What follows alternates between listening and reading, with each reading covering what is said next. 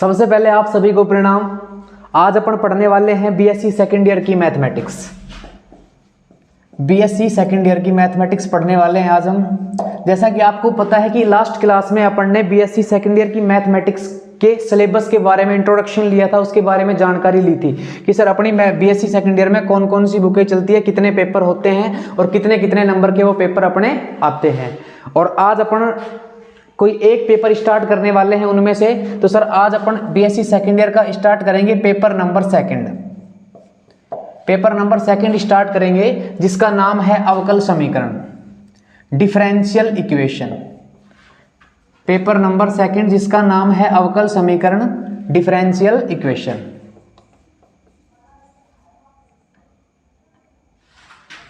Differential equation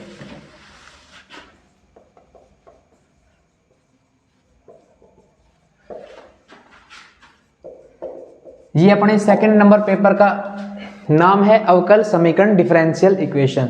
तो sir इस book को स्टार्ट करने से पहले अपने को ये पता होना चाहिए कि सर अवकल समीकरण होती क्या है, क्या होती है अवकल समीकरण। तो सबसे पहले अपन अवकल समीकरण की एक बार परिभाषा लिखते हैं और फिर उसको समझते हैं कि अवकल समीकरण होती क्या है। एक बार मैं इसकी परिभाषा बोर्ड पे लिखता हूं ताकि आपको समझने में आसानी हो। तो एक बार सभी बोर्ड पे देखेंगे। अवकल समीकरण की जो परिभाषा होती है वो होती है आश्रित चर तथा आश्रित चर के अवकलज। आश्रित चर तथा आश्रित चर के अवकलज एवं स्वतंत्र चर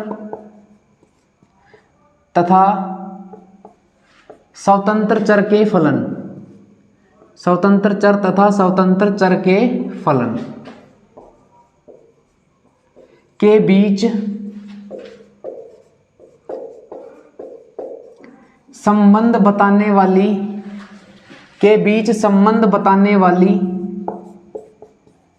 वाली समीकरण को अवकल समीकरण कहते हैं। अवकल समीकरण कहते हैं। अब सर अपने पास यहाँ पे दो वर्ड आए हैं, एक तो आया है आश्रित चर और दूसरा नंबर का जो आया है स्वतंत्र चर। तो सर सबसे पहले हमको ये पता होना चाहिए कि आश्रित चर क्या होता है और स्वतंत्र चर क्या होता है। जैसा कि आपने बीएससी सेकेंड ईयर में पेपर नंबर सेकंड पढ़ा था जिसका नाम था कैलकुलस। तो वो आपने पेपर पढ़ा होगा तो उसमें आपने इन शब्दों के बारे में सुना होगा। सर सबसे पहले देखते हैं कि जो अपनी राशियां होती है, क्वांटिटीज होती है, वो दो प्रकार की होती है। राशियां होती है सर दो प्रकार की। नंबर एक होती है चर राशियां यानी कि वेरिएबल क्वांटिटीज, चर राशियां वेरिएबल क्वांटिटीज। नंबर जो सेकंड होती है वो होती है अचर राशियां या कांस्टेंट क्वांटिटीज। कांस्टेंट क्वांटिटीज अपनी राशियां सर ये दो प्रकार की होती है, एक तो होती है चर और नंबर दो पे जो होती है वो है अचर। चर क्या होती है सर? चर राशियां वे होती है जिनका मान निश्चित नहीं होता या जिनका मान डेफिनेट नहीं होता, निश्चित नहीं होता, वो चर राशियां होती है। एग्जाम्पल अगर देखें तो वो होता है एक्स वाई जेड। और जिनका अपन अवकलन करते हैं तो सर चर राशियों का ही अवकलन होता है। और बात करें अचर राशियों की, कांस्टेंट क्वांटिटीज की बात करें तो जिनका मान डेफिनेट होता है, जिनका मान डेफिनेट होता है, निश्चित होता है, वो अचर राशियां होती है। एग्जाम्पल देखो 1 2 3 4 जो भी होता है वो सब अचर राशियां हैं। तो ये अपने पास राशियां दो प्रकार की होती है। नंबर एक चर राशियां वेरिएबल क्वांटिटीज, अचर राशियां यानी कि कांस्टेंट क्वांटिटीज। अचर राशियां वे जिनका मान निश्चित नहीं होता यानी कि X Y Z A B C P Q R कुछ भी, और उन्हीं का अपन अवकलन करते हैं। और नंबर दो पे आती है अचर या कांस्टेंट जिनका मान डेफिनेट होता है, निश्चित होता है। एग्जाम्पल 1 2 3 4 इत्यादि। अब देखते हैं सर इसके बाद जो आता है वो आता है कि चर जो राशियां होती है, चर राशियां यानी कि वेरिएबल क्वांटिटीज। वेरिएबल क्वांटिटीज वो भी दो प्रकार की होती है। नंबर एक होती है वो होती है सर स्वतंत्र चर। स्वतंत्र चर इंडिपेंडेंट वेरिएबल, इंडिपेंडेंट वेरिएबल। और नंबर दो जो होता है वो होता है सर आश्रित चर। Dependent variable, dependent variable. अपने पास यही दो वर्ड आए हैं, एक तो स्वतंत्र चर आया है और एक आया है आश्रित चर। तो सर देखते हैं कि स्वतंत्र चर क्या होता है और आश्रित चर क्या होता है। इनको अपन एक डेफिनेशन, एक एग्जाम्पल से देखते हैं, एग्जाम्पल से इनको समझते हैं अपन। एक बार सभी ध्यान देंगे बोर्ड पे। मैं यहाँ पे एक समीकरण लिखता हूँ x प्लस वाई बराबर 7। मैंने यहाँ पे समीकरण लिखी x प्लस वाई बराबर 7। y को मैं बराबर के उस तरफ पक्षांतरित कर देता हूँ तो अपने को यहाँ मिलता है x बराबर 7 माइनस वाई। अपने को यहाँ इक्वेशन मिलती है x बराबर 7 माइनस वाई। ऐसी इक्वेशन अपन ने छोटी क्लासों में सोल्व की है। कैसे सोल्व करते हैं सर? अपन y का मान अपनी मर्जी से यहाँ पे 1 ले लेते हैं। जब अपन y का मान यहाँ 1 लेते हैं तो 7 माइनस 1 करेंगे तो सर x का मान जो होता है हमको 6 प्राप्त होता है। तो यहाँ पे देखो y का मान मैंने अपनी मर्जी से लिया और जब y का मान मैंने अपनी मर्जी से लिया तो x का मान अपने को प्राप्त हुआ। कहने का मतलब यहाँ पे जो y है वो तो है स्वतंत्र चर या इंडिपेंडेंट वेरिएबल, इंडिपेंडेंट वेरिएबल, और यहाँ पे जो x है सर वो है डिपेंडेंट वेरिएबल यानी कि आश्रित चर, आश्रित चर। अब ये आश्रित कैसे हुआ सर? x है वो आश्रित चर है, वो इस प्रकार हुआ कि जब हमने y का मान कुछ माना तभी अपने को x का मान प्राप्त हुआ। यानी कि जो x है वो टोटली डिपेंड कर रहा है y के मान पे। यानी कि जो आश्रित चर होते हैं वो निर्भर करते हैं स्वतंत्र चर के मान पे। स्वतंत्र चर का मान बदलेंगे तो आश्रित चर का मान भी बदल जाएगा। तो जो इस तरफ होता है उसको स्वतंत्र चर मानते हैं और जो जिसका मान स्वतंत्र चर का मान रखने पर जिसका मान अपने को प्राप्त होता है सर वो होता है आश्रित चर। अब ये तो दो चरों की समीकरण थी, मैं 3 चरों की समीकरण लेके आपको समझाता हूं। मैंने ली x plus Y plus Z बराबर 7। इधर से मैं x का मान निकालना चाहूं तो क्या होगा? 7 माइनस वाई प्लस जेड। अब देखो यहाँ पे मैं y और z का मान अपनी मर्जी से ले सकता हूं। मैं लेता हूं y बराबर 1 और z बराबर 2, z बराबर 2। तो जो x का मान अपने को मिलेगा वो मिलेगा 1 प्लस 2 करेंगे तो x बराबर 4 मिला अपने को। y का मान 1 लिया, z का मान 2 अपनी मर्जी से लिया तो y का मान 1 और z का मान 2 लेने पर x का मान अपने को क्या मिला? 4 मिला। तो सर बताओ कि x का मान किस पर निर्भर कर रहा है? y और z के मान पर निर्भर कर रहा है ना। तो कहने का मतलब जो यहाँ पे y और z हैं वो तो हैं स्वतंत्र चर, वो तो क्या है? अपने स्वतंत्र चर। और जो सर x है वो है अपना आश्रित चर, क्योंकि x का मान y और z के मान पर निर्भर कर रहा है, y और z के मान पर डिपेंड कर रहा है। तो ये होते हैं सर स्वतंत्र चर और ये होता है आश्रित चर। कहने का मतलब जिन चरों के मान अपन अपनी मर्जी से ले सकते हैं, कुछ भी रख सकते हैं, वो तो होते हैं स्वतंत्र चर। और स्वतंत्र चर का मान रखने पर जिस चर का मान अपने को प्राप्त होता है वो होता है आश्रित चर। तो ये डिफरेंस है स्वतंत्र चर और आश्रित चर के मध्य। अब बात करते हैं अपनी अवकल समीकरण के ऊपर। अवकल समीकरण की जो डेफिनेशन है वो है कि आश्रित चर तथा आश्रित चर के अवकलज, जो अवकलन होगा वो आश्रित चर के सापेक्ष होगा, ठीक है। और एवं स्वतंत्र तथा स्वतंत्र चर तथा स्वतंत्र चर के फलन के बीच जो संबंध बताती है वो समीकरण अपनी अवकल समीकरण कहलाती है। कौन सी समीकरण कहलाती है सर? अवकल समीकरण। एक एग्जांपल देखते हैं अपन अवकल समीकरण का।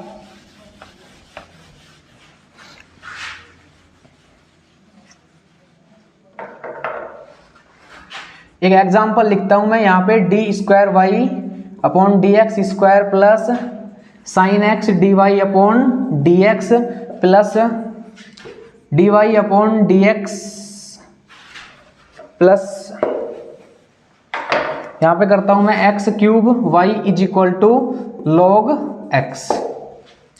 अब देखो सर इस समीकरण में अवकलन किसके सापेक्ष हो रहा है? इस समीकरण में अवकलन हो रहा है वो हो रहा है x के सापेक्ष। और किसका अवकलन हो रहा है? y का अवकलन हो रहा है। यानी कि ये समीकरण कुछ इस प्रकार रही होगी, y बराबर fx, यानी कि स्वतंत्र चर की संख्या 1 थी तो यहाँ पे जो अवकलन हुआ वो साधारण अवकलन हुआ। अब एक बार साधारण अवकलन और आंशिक अवकलन की बात भी कर लेते हैं, जब ये वर्ड आई गया है तो एक बार मैं इसको साफ करता हूँ फिर बाद में लिखवा देता हूँ। बीएससी फर्स्ट ईयर में जो पेपर नंबर 2 था कैलकुलस, उसमें एक बुक चलती थी फर्स्ट बुक जिसका नाम था अवकलन गणित। एक बुक चलती थी अवकलन गणित, उसमें आपने पढ़ा होगा कि साधारण अवकलन और पार्शियल डिफरेंशिएशन क्या होता है, यानी कि आंशिक अवकलन क्या होता है। इसमें सर एक तो होता था साधारण अवकलन, साधारण अवकलन, और जो नंबर 2 होता था वो होता था सर आंशिक अवकलन, आंशिक अवकलन। अब देखते हैं कि साधारण अवकलन क्या होता है। सर मैंने ये समीकरण लिख रखी है, इधर देखना एक बार। यहाँ पे सर इस समीकरण में x जो अवकलन हो रहा है वो एक ही चर के सापेक्ष हो रहा है। किसके सापेक्ष? x के सापेक्ष। यहाँ भी x है और नीचे यहाँ भी x है। तो सर जब किसी समीकरण में स्वतंत्र चर की संख्या 1 होती है, जब किसी समीकरण में स्वतंत्र चर की संख्या 1 होती है तो वो होता है साधारण अवकलन, और जब किसी समीकरण में स्वतंत्र चर की संख्या 1 से अधिक होती है, 1 से अधिक होती है तो वो अपना होता है आंशिक अवकलन। ये आप बीएससी फर्स्ट ईयर के पेपर नंबर 2 में पढ़ के आ रहे हैं, ठीक है। तो ये हो गया साधारण अवकलन, ये हो गया आंशिक अवकलन। इसी प्रकार अपनी जो अवकल समीकरण होती है वो भी सर 2 प्रकार की होती है। वो कौन कौन सी होती है वो भी अपन देख लेते हैं एक बार। अपनी बुक का नाम है अवकलन, अवकल समीकरण। ये भी 2 प्रकार की होती है। नंबर 1 साधारण अवकल समीकरण, साधारण अवकल समीकरण, और जो नंबर 2 होगी वो होगी आंशिक अवकल समीकरण, आंशिक अवकल समीकरण। अब देखते हैं कि साधारण अवकल समीकरण और आंशिक अवकल समीकरण में क्या अंतर है, क्या डिफरेंस है। साधारण अवकल समीकरण तो वो समीकरण होती है जिसमें अवकलन केवल एक चर के सापेक्ष होता है, वो तो होती है साधारण अवकल समीकरण। इसका मैं एग्जांपल देख के बताऊं आपको, तो ये एग्जांपल लिखता हूं मैं, d2y/dx² plus sine x dy/dx plus xy is equal to e⁻x। यहाँ पे देखेंगे अपन कि जो अवकलन हो रहा है वो कंप्लीट समीकरण में सिर्फ x के सापेक्ष हो रहा है, यानी कि सिर्फ एक चर के सापेक्ष अवकलन किया जा रहा है। तो ये हो गई सर साधारण अवकल समीकरण। अब मैं बात करता हूं आंशिक अवकल समीकरण की, तो वो होती है सर, मैं यहाँ पे लिखता हूं del²z/del x² प्लस में sine y del z/del y is equal to e⁻x। आंशिक अवकल समीकरण के एग्जांपल मैंने लिखी कि del²z/del x² plus sine y del z/del y is equal to e⁻x। एक बार यहां गौर करना, यहां पे जो अवकलन हो रहा है वो द्वितीय कोटि का अवकलन है और वो हो रहा है x के सापेक्ष, लेकिन इसके जस्ट आगे यहाँ पे जो अवकलन हो रहा है वो हो रहा है y के सापेक्ष, यानी कि दी गई समीकरण में अवकलन जो हो रहा है वो 2 चरों के सापेक्ष हो रहा है, एक तो x के सापेक्ष और एक y के सापेक्ष। तो कहने का मतलब जब अवकल समीकरण में अवकलन 2 चरों के सापेक्ष किया जाता है होता है तो उसे अपन बोलते हैं आंशिक अवकल समीकरण। जैसे आंशिक अवकलन होता है उसी प्रकार होती है आंशिक अवकल समीकरण। तो ये था सर, ये थी अपनी अवकल समीकरण जो 2 प्रकार की होती है। एक तो होती है साधारण अवकल समीकरण और नंबर 2 पे जो होती है वो होती है आंशिक अवकल समीकरण। उम्मीद है कि आपको ये चीजें समझ में आ गई होगी। अभी तक अपन ने पढ़ा अवकल समीकरण की परिभाषा, आपको मैं फिर से लिखवाता हूं एक बार, ठीक है। उसके बाद अपन ने पढ़ा साधारण अवकल समीकरण, आपको समझाया क्या होती है साधारण अवकल समीकरण। उसके बाद अपन ने पढ़ा आंशिक अवकल समीकरण, यह भी आपको बता दिया। अवकल समीकरण तो क्या होती है, जो आश्रित चर तथा आश्रित चर के अवकलज तथा एवं स्वतंत्र चर तथा स्वतंत्र चर के फलन के बीच जो संबंध बताती है सर, वो तो होती है अवकल समीकरण। अब ये अवकल समीकरण दो प्रकार की होती है। एक तो होती है साधारण अवकल समीकरण, यानी कि जिसमें अवकलन एक चर के सापेक्ष हो, केवल एक चर के सापेक्ष अवकलन हो, तो वो तो होती है साधारण अवकल समीकरण। और नंबर 2 है वो होती है आंशिक अवकल समीकरण, जिसमें जो अवकलन है वो दो चरों के सापेक्ष हो, तो वो हो जाती है आंशिक अवकल समीकरण। इसके अलावा अपन ने पढ़ा कि चर क्या होते हैं, अचर क्या होते हैं। चर भी अपने पास दो प्रकार के होते हैं, एक तो स्वतंत्र चर और नंबर 2 पे होता है वो होता है आश्रित चर। अभी तक अपन ने ये पढ़ा है और आपको मुझे लगता है कि समझ में आ जाना चाहिए, बहुत आसान था यहाँ तक तो सर अब जितना अपन ने पढ़ा है उसको एक बार लिख लेते हैं। तो सीक्वेंस से लिखते हैं, अच्छे नोट्स बनाना ताकि पढ़ने में आसानी हो, आगे एग्जाम के टाइम में आपको कोई प्रॉब्लम ना आए, कोई दिक्कत ना आए। तो सबसे पहले हेडिंग लिख लो सर आप अवकल समीकरण। सबसे पहली हेडिंग लिखनी है अवकल समीकरण।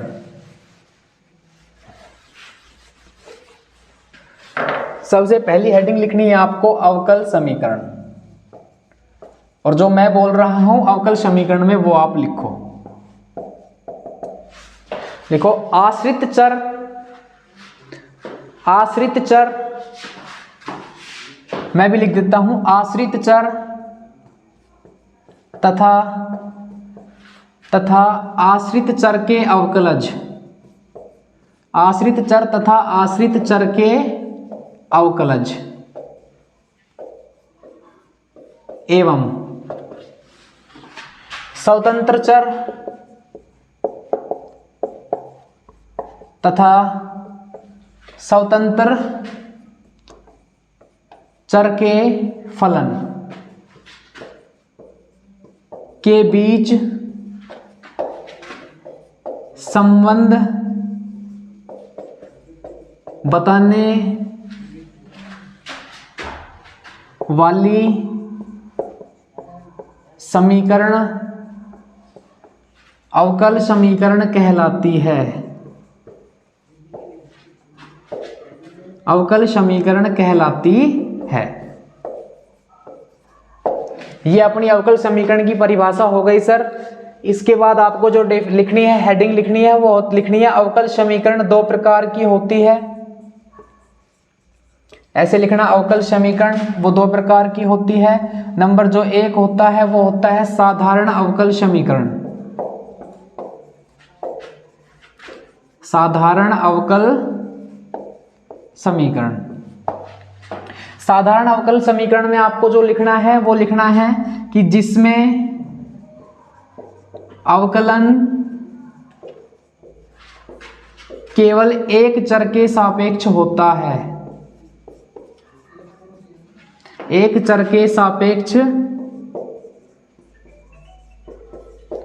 होता है, वो होती है साधारण अवकल समीकरण। नंबर 2 पे जो है वो है आंशिक अवकल समीकरण, आंशिक अवकल समीकरण। आंशिक अवकल समीकरण होती है सर जिसमें जो अवकलन होता है वो एक से अधिक चर के सापेक्ष होता है, जिसमें अवकलन एक से अधिक चर के सापेक्ष होता है, वो कहलाती है अपनी आंशिक अवकल समीकरण। सबसे पहले हेडिंग लिखनी थी अवकल समीकरण। अवकल समीकरण क्या होती है सर? आश्रित चर तथा आश्रित चर के अवकलज एवं स्वतंत्र चर तथा स्वतंत्र चर के फलन के बीच जो रिलेशन बताती है, जो संबंध बताती है, वो अपनी समीकरण कहलाती है अवकल समीकरण। अब अवकल समीकरण दो प्रकार की होती है। एक तो होती है साधारण अवकल समीकरण। साधारण अवकल समीकरण क्या होती है सर? जिसमें अवकलन केवल एक चर के सापेक्ष होता है, वो तो होती है साधारण अवकल समीकरण। और नंबर 2 पे है आंशिक अवकल समीकरण। आंशिक अवकल समीकरण क्या होती है? जिसमें अवकलन एक से अधिक चर के सापेक्ष होता है, वो कहलाती है अपनी आंशिक अवकल समीकरण। एक बार इसको आप उतार लीजिए, मैं ऊपर से साफ कर देता हूं इसको। लिखने की स्पीड बढ़ा लो अपनी।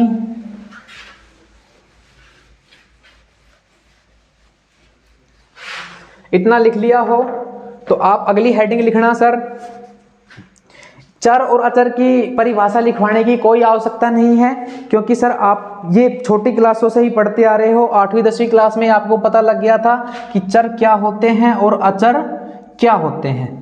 ये बहुत आसान सी बात है। जिनका मान निश्चित नहीं होता वो तो चर कहलाते हैं, और जिनका मान निश्चित होता है सर वो अचर कहलाते हैं।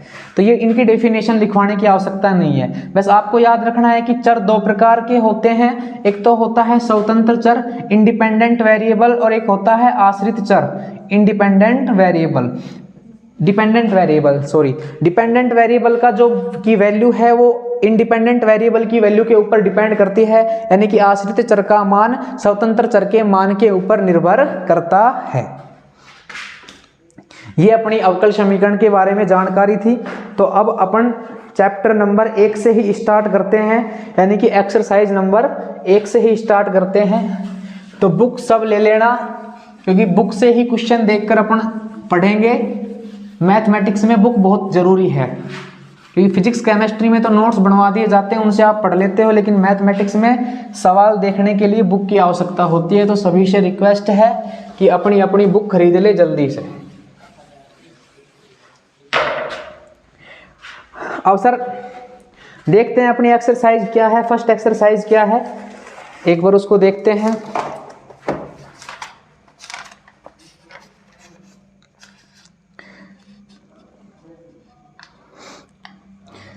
अध्याय जो फर्स्ट है, जो चैप्टर फर्स्ट है वो अपना है प्रथम कोटि एवं प्रथम घात के अवकलज समीकरण। चैप्टर जो फर्स्ट है अपना वो है प्रथम कोटि तथा प्रथम घात के अवकलज। अपना जो फर्स्ट अध्याय है सर वो है प्रथम कोटि तथा एवं प्रथम घात के अवकलज अवकल समीकरण। अवकल समीकरण ये अपना है। इसमें सर जो 1.1 जो एक्सरसाइज है वो अवकल समीकरण की उसमें परिभाषा उसके बारे में बताया गया है, जो मैं आपको लिखवा चुका हूं और समझा चुका हूं कि अवकल समीकरण होती क्या है। इसके बाद जो अपना 1.2 है सर वो है साधारण तथा आंशिक अवकल समीकरण। साधारण तथा आंशिक अवकल समीकरण। मैंने आपको बता दिया कि साधारण अवकल समीकरण कौन सी होती है और आंशिक अवकल समीकरण कौन सी होती है। साधारण अवकल समीकरण में जो अवकलन होता है वो केवल एक चर के सापेक्ष होता है, यानी कि बोले तो y बराबर fx, यानी कि सिर्फ एक ही चर x के सापेक्ष अवकलन होगा, जैसे dy/dx ऐसे होगा वो। और साधारण अवकल समीकरण को d से डिनोट करते हैं। और जो नंबर 2 पे है वो है अपनी आंशिक अवकल समीकरण। इसमें जो अवकलन होगा सर वो दो चरों के सापेक्ष होगा, दो चरों के सापेक्ष होगा, जिसको अपन डेल से डिनोट करते हैं। और एग्जाम्पल मैंने आपको इसके लिखवाई दिए थे। अब अपन अपनी एक्सरसाइज 1.3 पर आते हैं सर। उम्मीद करते हैं कि इतना तो आप सबको समझ में आ ही गया होगा, बहुत आसान था और बहुत अच्छे से आपको समझाया है। इतना समझ में आ गया तो अपन एक्सरसाइज 1.3 पर आते हैं।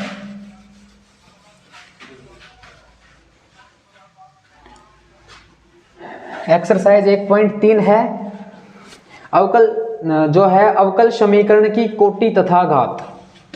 जो अपनी 1.3 एक्सरसाइज है वो है अवकल समीकरण की कोटि तथा घात। ये है अपनी। तो सर ये चीजें तो अपन 12th क्लास में भी पढ़ के आ रहे हैं कि अवकल समीकरण की कोटि क्या होती है, अवकल समीकरण की घात क्या होती है और कैसे अपन उसको निकालते हैं। तो देखते हैं सबसे पहले कोटि यानी कि ऑर्डर। कोटि यानी कि ऑर्डर। तो और नंबर सेकंड पे क्या है, घात, पावर। तो पहले अपन बात करते हैं अवकल समीकरण की कोटि की, ऑर्डर की। तो सर क्या होती है कोटि? कोटि का मतलब होता है कि किसी दी गई समीकरण में कितने बार अवकलन किया गया है, अधिकतम जितने बार अवकलन उसमें किया गया हो वही उस समीकरण की, उस अवकल समीकरण की कोटि होती है। अब एक एग्जांपल से समझ के देखते हैं। मैं यहाँ पे लिखता हूं D square Y upon D X square plus D Y upon D X is equal to E की पावर एक्स। मैंने ये समीकरण लिखी D square Y upon D X square plus D Y upon D X is equal to E की power x. तो sir देखो इस समीकरण में अधिकतम कितने बार अवकलन किया गया है? अपने सबको साफ साफ दिखाई दे रहा है कि अधिकतम 2 बार अवकलन किया गया है। तो सर जो अधिकतम किया गया अवकलन है वही समीकरण की कोटि कहलाती है। तो सर जो समीकरण मैंने बोर्ड पे लिखे है इसकी कोटि क्या हो जाएगी? 2, क्योंकि यहाँ पे इस समीकरण का अवकलन 2 बार किया गया है तो इसकी कोटि हो जाएगी 2। अब सर अपन बात करते हैं घात की। घात क्या होती है? सर जो घात होती है वो होती है अधिकतम कोटि के अवकलज की पावर, अधिकतम कोटि के अवकलज की पावर। अब यहां देखो अधिकतम कोटि का अवकलज कौन है? यही है D square Y upon D X square. और इसकी पावर कितनी है सर? पावर कुछ नहीं दे रखी, यानी कि पावर क्या होगी? घात क्या होगी? 1। तो सर दी गई समीकरण की घात क्या हो जाएगी? वो हो जाएगी अपनी 1। तो समझ में आया आपको कोटि क्या होती है? कोटि का मतलब है कि दी गई समीकरण में अधिकतम कितनी बार अवकलन किया गया है वही दी गई समीकरण की कोटि होती है। यहाँ पे 2 बार था, मैं दूसरी कोई इक्वेशन लिखता हूं। मैं यहाँ पे लिखता हूं D cube Y upon D X cube plus sine X D square Y upon D X square plus D Y upon D X is equal to log X. ये मैंने समीकरण लिखी। अब इस समीकरण में अपन नोटिस करते हैं कि अधिकतम 3 बार अवकलन किया गया है। कितनी बार सर? 3 बार। तो सर इस समीकरण की, इस अवकल समीकरण की कोटि क्या हो जाएगी अपनी? 3 हो जाएगी। 3 कोटि हो जाएगी। और इसकी घात की बात करें तो घात मैंने क्या बताया कि अधिकतम कोटि की पावर, समीकरण में जो अधिकतम कोटि होती है उसकी पावर। अब इसकी पावर कुछ नहीं है, यानी कि क्या होगी? 1 होगी। तो इसकी घात क्या हो जाएगी? पावर वो हो जाएगी अपनी 1। यहां पे मैं सर 2 लगा देता तो इसकी पावर हो जाती 2, 3 लगा देता तो इसकी पावर हो जाती 3। तो आप सबको समझ में आया क्या तो कोटि होती है, क्या घात होती है। ऑर्डर और पावर के बारे में बता दिया। ये तो बहुत आसान है। यहां से सर 1 या 2 नंबर का क्वेश्चन बिल्कुल आसान आता है, यानी कि 1 या 2 नंबर तो आप यहां से बिल्कुल पक्का कर सकते हो और 100% पूछा जाता है। अवकल समीकरण के पेपर में 1 या 2 नंबर का सवाल पूछा जाता है। अपने को कोई अवकल समीकरण देगा और उसमें से अपने को पूछेगा कि दी गई अवकल समीकरण की कोटि तथा घात बताइए। अपने को पता हो गया क्या कोटि होती है और क्या घात होती है, तो अपने 1 या 2 नंबर यहां से कंफर्म हो जाते हैं। आओ इसको एक दो एग्जांपल से और करके देखते हैं।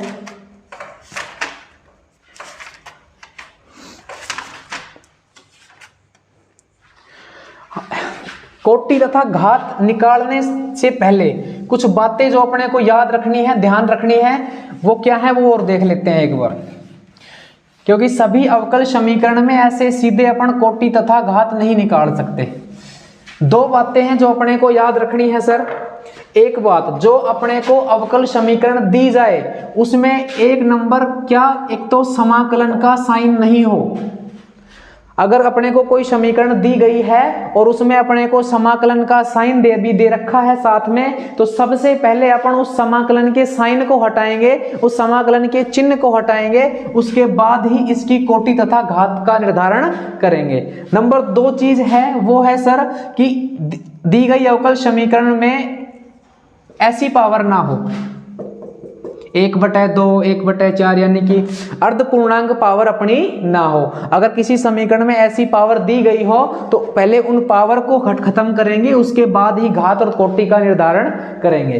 तो सर ये 2 बातें अपने को याद रखनी है। नंबर 1 कि अवकल समीकरण में समाकलन का साइन ना हो, और नंबर 2 इस प्रकार की पावर, इस प्रकार की घात उस समीकरण में ना दी गई हो। अगर इन दोनों में से कोई भी दिया गया हो तो सबसे पहले उसको हटाएंगे, उसके बाद ही कोटि तथा ज्ञात करेंगे। तो इस चीज को एक एग्जांपल से समझ के देखते हैं सर। एक एग्जांपल से समझ के देखते हैं। मैं यहां पे एक एग्जांपल लिखता हूं सर। इसको करने से पहले एक और एग्जांपल आपको देते हैं। D square Y D X square plus X D Y upon D X और इसकी पावर 3 है और इज इक्वल टू दे रखा है साइन एक्स। सर अब आप ही बताइए कि क्या तो इस समीकरण, ये अपने को जो अवकल समीकरण दी गई है, इसकी कोटि क्या है और इसकी घात क्या है, क्या तो इसका ऑर्डर है, क्या इसकी पावर है। देखना सर, जो अपने को अवकल समीकरण दी गई है इसमें अधिकतम कितनी बार अवकलन किया गया है। सर यहाँ तो एक बार है और इसकी पावर 3 है। आगे चलेंगे सर, यहाँ पे अवकलन 2 बार है। तो मैंने बताया कि अवकलन की जो अवकल समीकरण की जो कोटि होती है, ऑर्डर होता है, अधिकतम जो अवकलन किया जाता है समीकरण में वही होता है। तो सर यहाँ पे अधिकतम अवकलन 2 बार किया गया है, तो दी गई अवकल समीकरण की जो कोटि हो जाएगी वो हो जाएगी अपनी 2। नंबर 2, इसकी घात की बात करते हैं। तो घात क्या होती है सर, अधिकतम अवकलज की पावर ही उसकी घात होती है। अधिकतम अवकलज ये है सर और इसकी पावर क्या है अपनी 1, तो इसकी घात क्या हो जाएगी सर 1। उम्मीद है कि आपको सबको समझ में आ गया होगा। ये एक दूसरा एग्जांपल और लेके देखते हैं। चलो मैं यहाँ पे लिखता हूं D square Y upon D X square plus 5 D Y upon D X plus समाकलन Y D X is equal to X cube. देखो अपने को ये सब अवकल समीकरण दी गई है और मैंने अभी आपको बताया था कि कोई भी अवकल समीकरण अपने को दी गई हो उसमें एक तो समाकलन का साइन ना हो, एक तो क्या नहीं होना चाहिए, समाकलन का साइन नहीं होना चाहिए और उसकी पावर कुछ इस प्रकार नहीं होनी चाहिए। ठीक है, ऐसे कुछ भी हो सकती है वो। तो यहाँ पे सर अपने को तो समाकलन का साइन दिया गया है, तो इस अवकल समीकरण की कोटि तथा घात अपन ऐसे सीधे नहीं निकाल सकते। सबसे पहले अपने को ये जो समाकलन का साइन चिन्ह अपने को दिया गया है इस चिन्ह को हटाएंगे। अब सर बात आती है कि चिन्ह कैसे हटेगा। अपन ने 12th क्लास में पढ़ा है कि जो अवकलन होता है वो समाकलन का अपोजिट होता है और समाकलन अवकलन का अपोजिट होता है। तो यहाँ पे सर अपने को समाकलन दिया गया है, तो अपन क्या करते हैं कि दी गई समीकरण का अवकलन कर देते हैं। तो अवकलन करेंगे तो समाकलन हट जाएगा। आओ करते हैं। सर देखो यहाँ पे x दिया गया है तो क्या लिखेंगे, x के सापेक्ष अवकलन करने पर। अब x के सापेक्ष अवकलन करेंगे। सर 2 बार तो अवकलन पहले हो चुका है, पुनः अवकलन करेंगे तो क्या हो जाएगा, D cube Y upon D X cube plus 5 का 5 डी स्क्वायर वाई। एक बार अवकलन हो चुका है पहले ही, दोबारा करेंगे तो D square Y upon D X square. Sir अवकलन करेंगे समाकलन हट जाएगा तो सिर्फ यहाँ पे क्या बचेगा सर y, और इधर क्या हो जाएगा x क्यूब का अवकलन 3x स्क्वायर। अब यह देखो यहाँ से इसमें से अपन ने समाकलन के साइन को हटा दिया है। अब देखते हैं सर, समाकलन का साइन हट गया है। अब देखते हैं इसमें अधिकतम कितनी बार अवकलन हुआ है सर, इसमें अधिकतम 3 बार अवकलन हुआ है, 3 बार। तो दी गई अवकल समीकरण की जो कोटि होगी वो होगी सर 3, और जो जहां पर 3 बार इसका अवकलन हुआ है उसकी घात कितनी है, उसकी घात है अपनी 1। कितनी घात है सर, 1। तो इसकी घात क्या हो जाएगी अवकल समीकरण की, इसकी घात हो जाएगी सर 1। ये थी अपनी अवकल समीकरण की कोटि तथा घात, जिसमें अपन को 2 चीजें याद रखनी है। एक तो कि दी गई अवकल समीकरण में समाकलन का चिन्ह ना हो, और दूसरी चीज क्या कि इस प्रकार की कोई घात पावर ना हो। अगर ऐसा कुछ दिया गया है तो सबसे पहले उस समाकलन के चिन्ह तथा ऐसी पावर को हटाएंगे, उसके बाद ही कोटि तथा घात का निर्धारण करेंगे। आज अपन ने बहुत सी चीजें पढ़ ली है। अवकल समीकरण 2 प्रकार की होती है, साधारण अवकल समीकरण, आंशिक अवकल समीकरण, समीकरण की कोटि पढ़ी, घात पढ़ी। तो आज के लिए इतना ही काफी है सर। नेक्स्ट आगे बढ़ते हैं नेक्स्ट क्लास में। धन्यवाद।